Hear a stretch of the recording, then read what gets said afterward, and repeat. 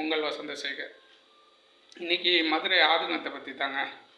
கொஞ்ச நாளைக்கு முன்னாடி அவர் பயணம் செய்யும்போது ஒருவர் வந்து காரில் வந்து இடிச்சிடறாரு. இப்போ அவர் ஒரு பேட்டி கொடுக்குறாரு.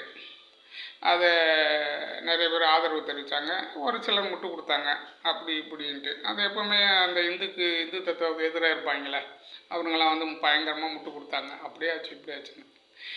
கொஞ்ச நாளுக்கு போய் எங்கேருந்து ஒருத்தர் வந்து கேஸ் போடுறாரு.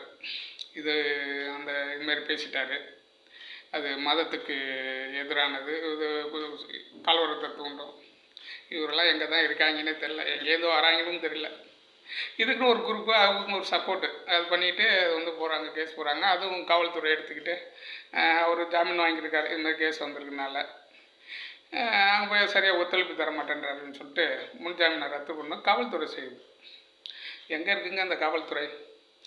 இந்திய பிரதமர் அவரை பற்றியே நான் அதை பண்ணுவேன் இதை பண்ண, அவரை அதை செஞ்சிருவான்லாம் சொல்கிறாங்க. அந்த காவல்துறை அவங்க ஒன்றுமே பண்ணல, அப்படியே தான் வச்சுருக்கு. கேட்டால் அது மேலே எடுத்து உத்தரவு, சில விஷயங்கள்லாம் கேட்கும்போது மேலே எடுத்து உத்தரவு, அதை பண்ணக்கூடாது, ஓட்டு போயிடும், அதுமாதிரி விஷயங்களுக்காக. இது எப்படின்னே தெரியல. ஒரு விஷயத்துக்கு பண்ணுறாங்க, வேணுமுன்னே பண்ணுறாங்க, அதை செய்கிறாங்க. கேட்டால் அதுக்கு ஒரு பயங்கரமாக முட்டு கொடுக்குறது, கொடுத்து கடைசியில் பார்த்தா அவங்க பக்கமே திருப்பி விடுறது.